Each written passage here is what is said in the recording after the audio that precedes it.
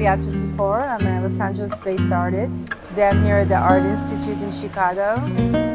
Every time I come to Chicago, I come here, and I thought that this would be great to walk around and show you some of the paintings that I look at when I'm here.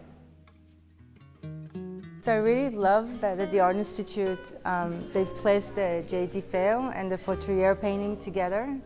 The J.D. Feo connection started really young for me when I was a student at the Art Institute.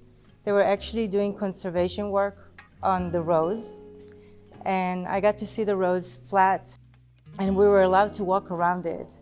And I just remember the interaction with the painting was, I didn't think of it as a painting. I thought it was like an archaeological site.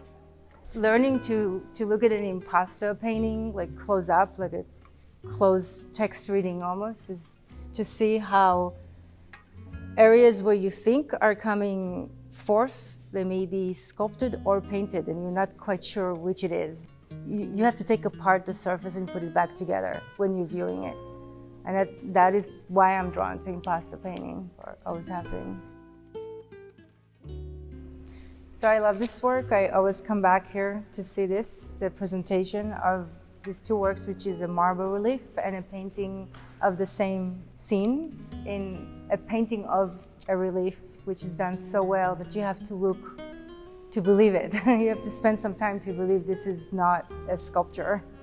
It's one of the ideas that's most interesting for me for years, which is what a relief is in relationship to painting, because it's a very frustrated state between something that wants to be sculpture, wants to come out and be independent of the wall, and yet it's like stuck on the wall.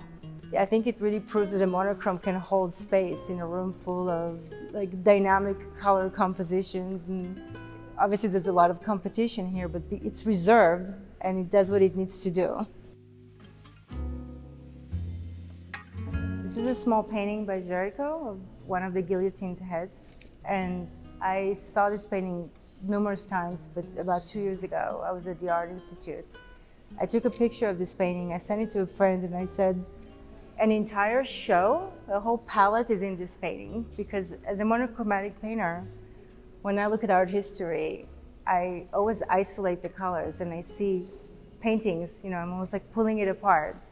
And I thought that the dark red and the green, the very warm brown, kind of clay color in there, and of course the gray and warm whites in this painting should be a show. I try not to see color through screen. I go and look at paintings because I know that the screen is a kind of there's backlight and it excites the palette. So many times I come up to paintings that I think I know after seeing them online, and it's an entirely different experience, and it sometimes even falls apart.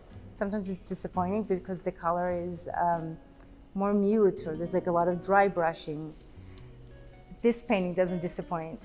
It's very rich and still alive. I know it's been glazed and that's why there's sheen on it, but that's not quite what I'm talking about. I think it's the palette. Every part of our body is in that palette. If you cut something open, you'd find that palette, or you open your mouth, you find that palette, right? That's what's interesting to me about this painting. This is like a very visceral palette, really effective palette. Now I'm in Chicago, and my show is actually that palette.